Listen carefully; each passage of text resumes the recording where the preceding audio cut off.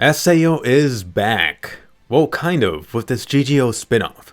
So what's up guys, Foxen here. So yes, Sword Art Online is giving us this little appetizer, right before the main course in October. The question on your mind should be, is this GGO spinoff any good? For this, I decided to go in completely blind for it. I really only knew some of the basic premise going in about Ren.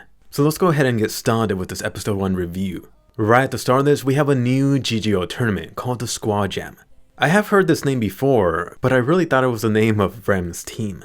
And about little Ren. Just look at her, my god is she so freaking adorable. I mean, with the pink suit, the pink bunny ears, her voice, combine that with her calling her gun P-chan. I think she might be too cute for some people. By the way, I do have to comment on it. Playing this shooter game wearing this bright pink outfit, that's pretty much asking for someone to shoot your ass. It'd be like if you were a ninja and decided to wear bright orange. Who would do that? But who am I kidding? When I play some online shooting games, I was that dumbass with bright stuff too. It just made things much more interesting. As for Ren in this actual game, at the beginning it kinda seemed like she sucked ass at this. Or at least she doesn't know too much about the strategy part about it. To give her some credit, she does have that super speed, which goes along with that rabbit super ability.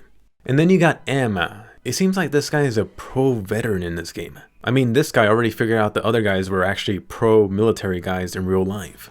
Watch, I bet this guy also used to be some type of pro too. Perhaps a retired one. By the way, I do have to comment on the opening for this GGO spinoff.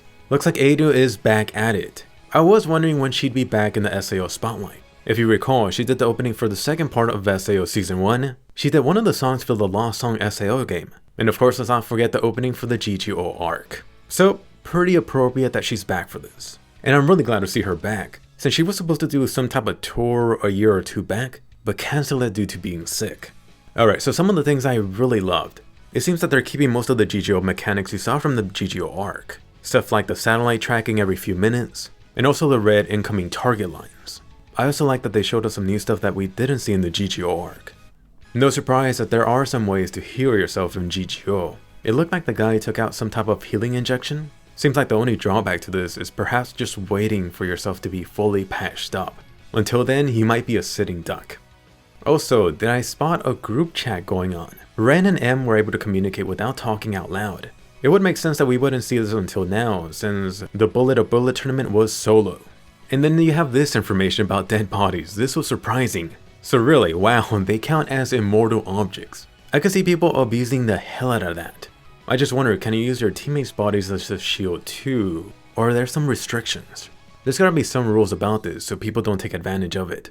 As for the enemies for Ren this episode, so interesting little piece of information dropped. Actual guys with military training playing the game.